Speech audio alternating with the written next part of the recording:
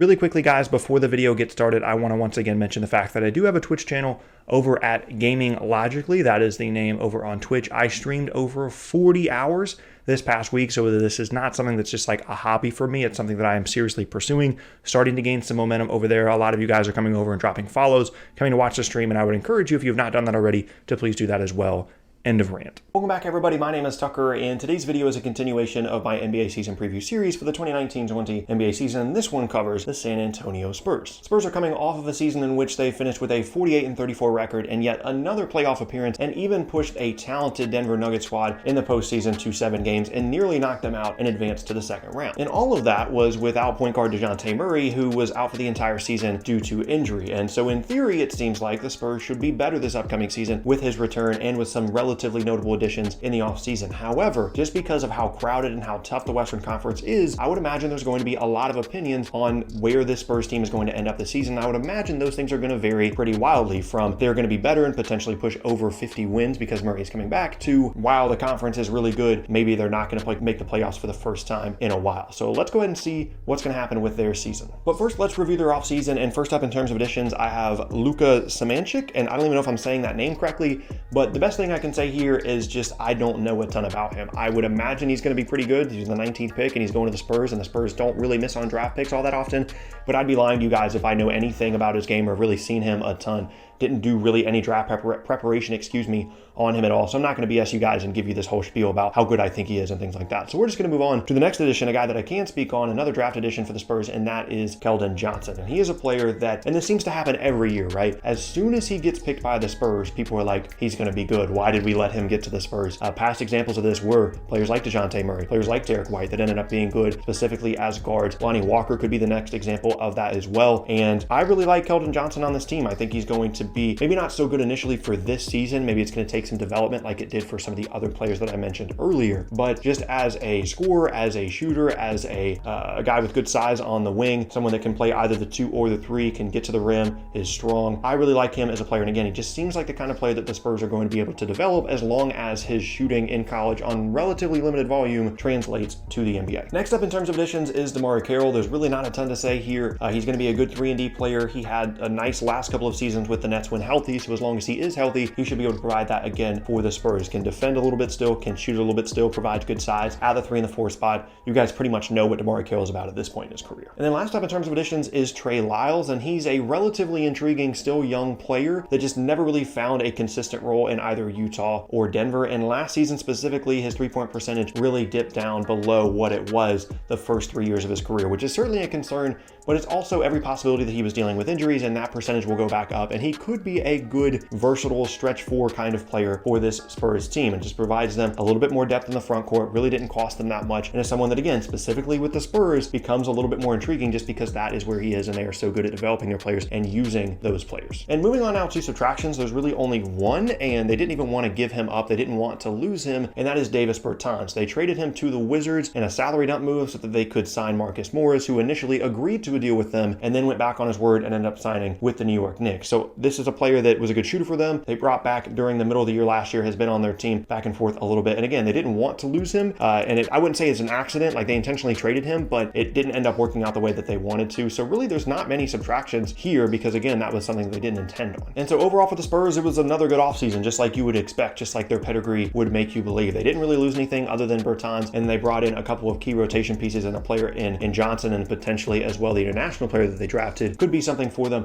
relatively longer term. So again, another good Spurs offseason. Moving on now to the depth chart, and I'm going to have to look at my laptop a little bit when I read this because there are a ton of players that could potentially be in the rotation with the Spurs, and they have a ton of depth. Now, initially in terms of starters, I'm going with Murray, White, DeRozan, Gay, and Aldridge, understanding that that is definitely a smaller lineup than maybe you would think that they would with DeRozan at the 3 and things like that. But I think that they're going to want to prioritize, especially once Murray gets healthy, getting Murray and White accustomed to playing together, and then that necessitates that DeRozan would play the 3. And then off the bench, as you can see, there's a lot of options. At the 1 and the 2, you've got Patty Mills and Marco Bellinelli, Keldon Johnson, Bryn Forbes. 3 and 4, you've got DeMarre Carroll, Trey Lyles, and at the 5, you've got Jakob Poeltl. That's a legitimate 12-man rotation, and all of those guys, I don't know why I have Bellinelli at the 1, by the way, he's definitely a 2. All of those guys could definitely play for this Spurs team. And you've got Lonnie Walker as well, who's not even on this for some reason. I don't know why I didn't put him on there. There's so many players that could play for this Spurs team that if you add Walker, that's a 13-man rotation that legitimately every single one of them could play and could play a role. And that's one of the biggest strengths of of this team this coming season is certainly their depth. The only place really that they fall a little bit short on depth is at the 5 spot, because I'm assuming that Aldridge is going to play there, and then you've got Jakob Poeltl backing him up, but they don't really have any other options outside of that at the 5 spot, and that's concerning simply because if you wanted to play Aldridge and Poeltl together at the 4 and the 5, you would have to keep one of them on the floor again then, and that really boosts their minutes, and they just don't have another 5 to just kind of come in and spell them if they wanted to do that, depending on the matchup. But really, that's the only depth issue that they have, which is pretty incredible. Now, even though they do have all this depth and experience, they do lack true top-tier star power, at least in my opinion.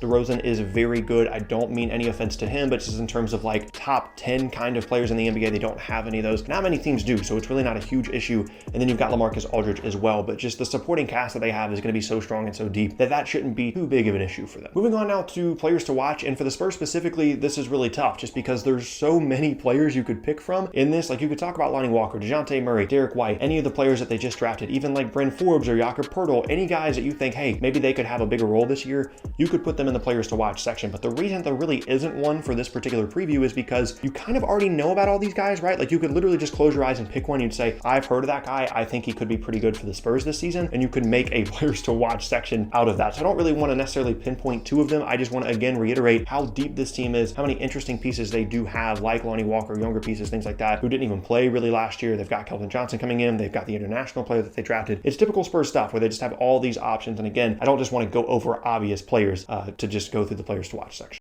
I mean, I guess if I had to talk about one player to watch specifically on the Spurs in a negative way, it would be Bryn Forbes, simply because they brought in some other options at the guard spots. They are very deep at those positions, and even though he has proven himself to be a very good shooter, a shooting specialist, someone that is valuable to this team, there are some other players now on the roster, specifically some that they drafted like Keldon Johnson, that could take up his role simply because they provide more on the team. So I guess if you want to pinpoint one specific player to watch, I would pinpoint Bryn Forbes. But again, there's just so many players to talk about here and so many that you guys already know about that it feels a little bit redundant and unnecessary to talk about an entire players to watch section. Which brings us now to what's going to be the most controversial part of the video, expectations and predictions. And expectations is not controversial at all. They're a playoff contender. Everybody knows that. But the prediction part is where people are probably going to get upset at me for, just like they did last year. I have the Spurs at about 42 to 45 wins, which is a good season, especially in the Western Conference, but I don't have them in my top 8. I do not have them as a playoff team in the Western Conference. And it's not anything against the San Antonio Spurs. They are an outstanding organization. Greg Popovich is an outstanding coach, and they have put together a very good team for this upcoming season. But when you look at the Western Conference and when you really break it down and you have to pick 8 teams, I couldn't put the Spurs in my top 8. There are simply teams in the Western Conference that I like better. For example, the Sacramento Kings I have as my 8th seed in the Western Conference with a slightly higher win total. And again, it's nothing against the Spurs. It's just there are 8 teams that I like better. They're going to be very good. They're going to be very deep. So long as they stay healthy, DeRozan and Aldridge should be 2 borderline or maybe even complete all-star selections this coming season.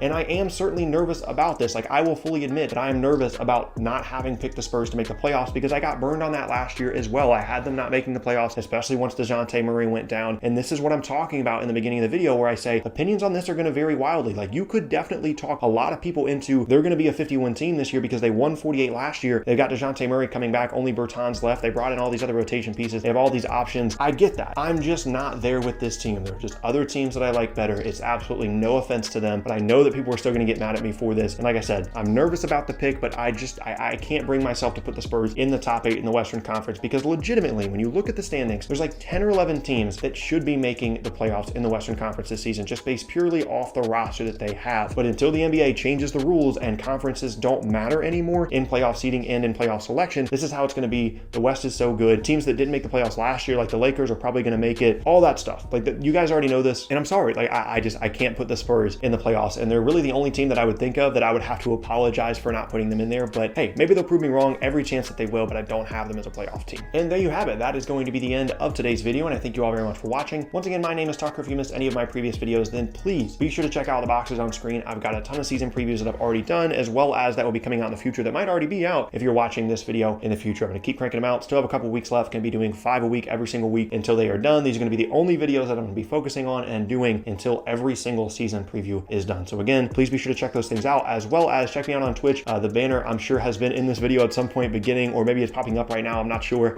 Be sure to check me out on Twitch, Gaming Logically, whether it's 2K or just any other games, man. I would really appreciate y'all's support there. A lot of you guys have already come over there and shown me some love, and I really appreciate that. And yeah, thank you guys so much for watching. Once again, my name is Tucker, and I will see you all next time.